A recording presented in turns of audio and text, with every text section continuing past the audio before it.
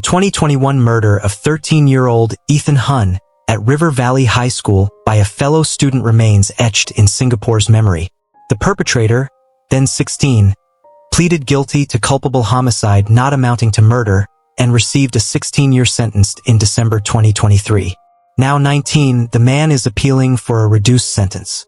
On July 1, 2024, his defense argued before the Court of Appeal for a sentence between 8 and 10 years. They claimed the current sentence is excessively harsh and cited his depression, which reportedly led to. In the appeal, the defense presented a unique argument.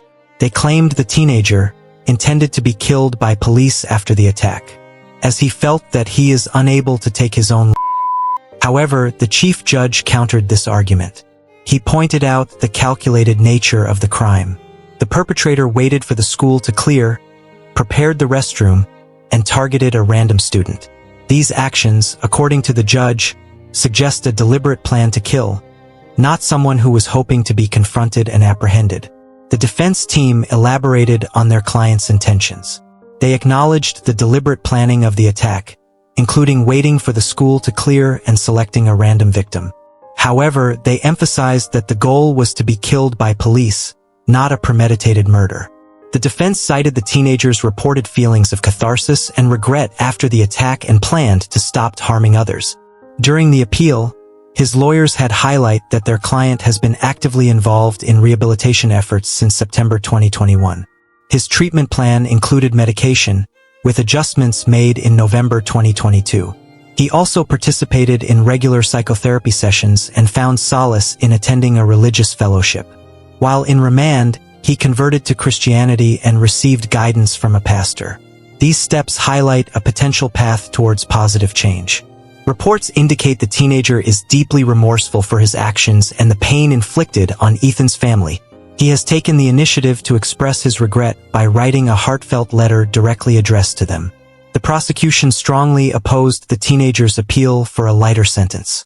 They acknowledged the case's unique and disturbing nature, involving the killing of a fellow student within a school setting.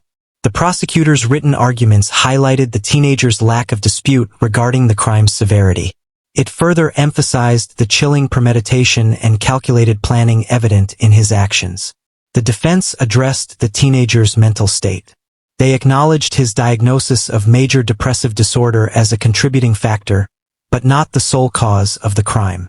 Furthermore, they conceded that despite his MDD, he understood the action's moral and legal wrongness and maintained control over his actions. Separately, the prosecutor noted the teenager's viewing of death videos beginning in 2020 and argued that there was no evidence of underlying depression at that time, suggesting the videos might have been driven by misguided curiosity rather than a mental health condition. The defense responded to the prosecution's arguments regarding the teenager's mental state. They used an analogy stating that depression is not like a tap that can be easily turned on or off. This implies the complexity of the teenager's mental health condition.